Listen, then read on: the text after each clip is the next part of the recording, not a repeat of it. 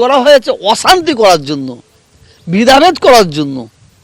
অসাধু উদ্দেশ্য, উদ্দেশ্যটা মানে অসাধু।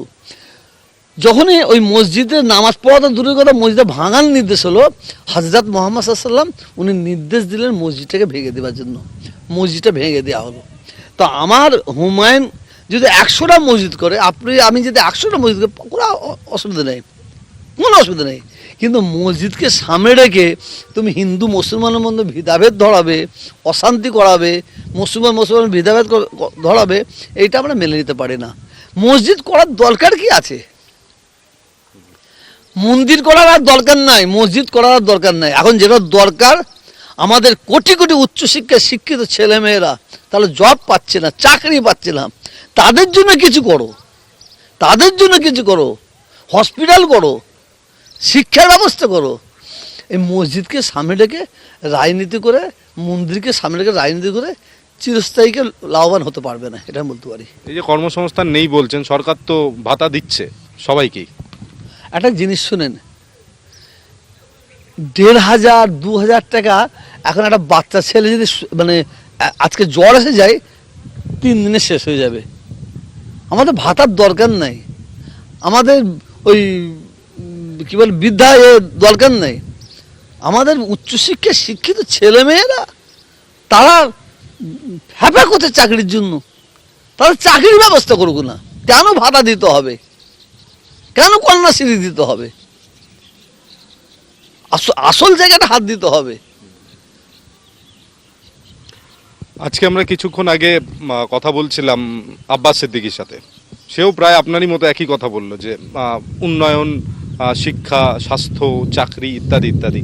ফুরফুরাতে গত 5 বছর বা 10 বছরে কি উন্নয়ন হয়েছে আপনার মনে হয়?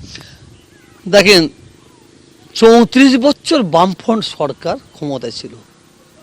এই ফুরফুরা শরীফে কিছু নির্দিষ্ট দিন আছে, যেমন ফাল্গুন মাসের 21, 22, 23 3 দিন, নবী দিবস, পয়লা আশ্বিন, কিছু আছে। এই ফুরফুরা শরীফে লক্ষ লক্ষ মানুষ আসে, বিশেষ করে 21, 22, 23-এ 3 দিনে 30 লাখ লোক তো আসে। 34 বছরের বামফ্রন্ট সরকার এই লক্ষ লক্ষ মানুষের জন্য 1 গ্লাস জল ও পানির ব্যবস্থা করে নেয়, একটা আলোর ব্যবস্থা করে নেয়। এ সরকার এসে আমাদের যতটা দরকার ততটা না করলেও অনেকটা করেছে, এটা অস্বীকার করা যাবে না। অস্বীকার করলে বেইমানি করা হবে, বেইমানি করা হবে। কিন্তু এই সরকারকে, এই সরকারের আমরা বাংলার মানুষ চাইছি এই সরকার থাক, মনে প্রাণে চাইছি, বাংলার জনসাধারণ চাইছে। কিন্তু এই সরকারের কিছু এমএলএ আছে তুলাবাজ আছে, এমএলএ আছে, তারা চাইছে এই সরকার না থাক। তার সঙ্গে গট আপ মমতা ব্যানার্জিকে ব্ল্যাকমেল করছে 100%। আমি আপনাকে বলছি 100%।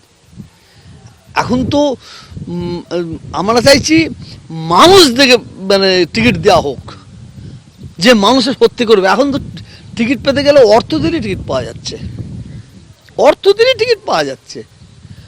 আমি আপনার কাছ থেকে ঘর ভাড়া নিয়েছি 1 লাখ টাকা দিয়ে।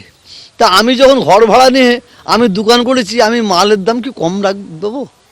আমাকে তো ওই টাকাটা তুলতে হবে।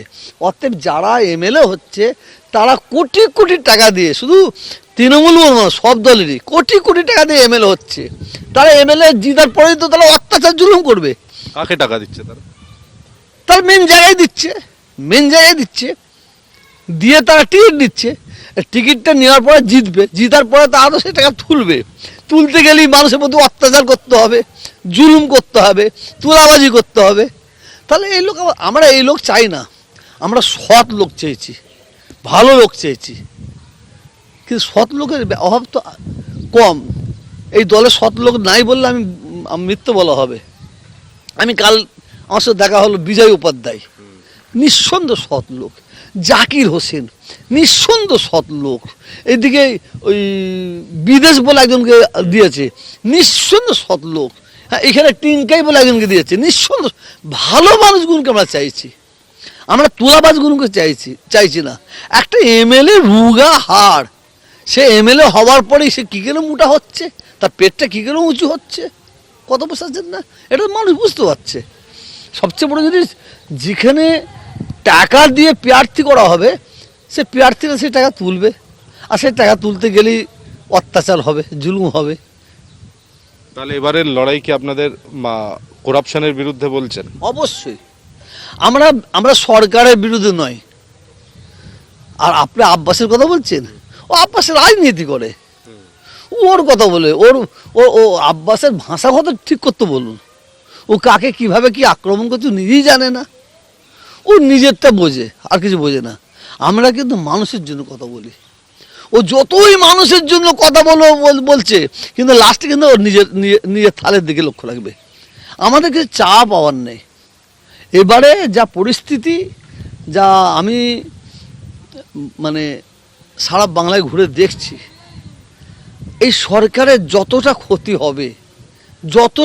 হবে এর জন্য দায়ী এই সরকারের যারা তোলাবাজ এমএলএ, তাদের জন্য হবে। এমএলএ, এমপি, সভাপতি মানুষকে জর্জরিত করে দিয়েছে। আমার আকাশে মেঘ উঠলে আমি একজন মুসলমান হিসেবে বলতে পারবো না যে বৃষ্টি হবে, এটা আমার বলা চলবে না, হতে পারে। তা আমি আপনার অন ক্যামেরায় বলছি, এবারে এককভাবে কোনো সরকার থাকবে, এই সরকার থাকবে বলে আমার মনে হচ্ছে না। মানে তৃণমূল সরকার থাকবে বলে আমার মনে হচ্ছে না, এককভাবে থাকবে বলে মনে হচ্ছে না। অনেকে বলছে 230, 220, কে অমুক টমুক বলছে, কিন্তু আমি চারিদিকে ঘুরে দেখছি, যদি ভোট হয়, নির্বাচন কমিশন কেমন কাজ করছে সেটা যারা রাজনীতি করে তারা বলবে। ভোট হয় যদি, হ্যাঁ। যেটা বলছেন যদি ভোট হয় তাহলে কিন্তু বিরাট মানে ভাটা পড়বে বলে আমার মনে হচ্ছে। শওকাতের মতন অমানুষকে যদি তাকে মুখ্যমন্ত্রী মমতা ব্যানার্জি নিজে বলে যে তুই বোম বাঁধিস, শওকাতের ইন্ধনে ওখানে কত মানুষ খুন হয়েছে, কত মায়ের কোল খালি হয়েছে, কত বোন বিধবা হয়েছে, আর সেই শওকাতকে যদি প্রার্থী করে, এটা মানুষ মেনে নিতে পারে? সম্ভব নয়। অতএব আমরা জাল্লাদের বিরুদ্ধে ভোট দেবো, শয়তানদের বিরুদ্ধে ভোট দেবো, বেঈমানদের বিরুদ্ধে ভোট দেবো, তোলাবাজদের বিরুদ্ধে ভোট দেবো। আমরা মানুষের পক্ষে থাকবো। ওই জন্য আমি সবসময় বলি, আমরা মমতা ব্যানার্জির বিরুদ্ধে নয়, এই সরকারের বিরুদ্ধে আমরা নয়, আমরা ব্যক্তির বিরুদ্ধে এবার ভোট হবে, দেখে নেবেন বাংলা মানুষ ভোট দেবে। তৃণমূল কংগ্রেস বারবার বলে যে বিজেপি একটি সাম্প্রদায়িক দল এবং পশ্চিমবঙ্গে যা সাম্প্রদায়িক ঘটনা ঘটেছে সাম্প্রতিককালে, তার জন্য বিজেপি দায়ী। আপনি সেটাকে কিভাবে দেখেন? আপনি তো গোটা রাজ্য করেন। একটা জিনিস শোনেন, রাজ্য না সারা ভারতবর্ষ ঘুরে বিজেপির ওপরে ক্ষোভ কি? বিজেপির উন্নয়ন বলে কিছু জিনিস নেই। বিজেপির একটা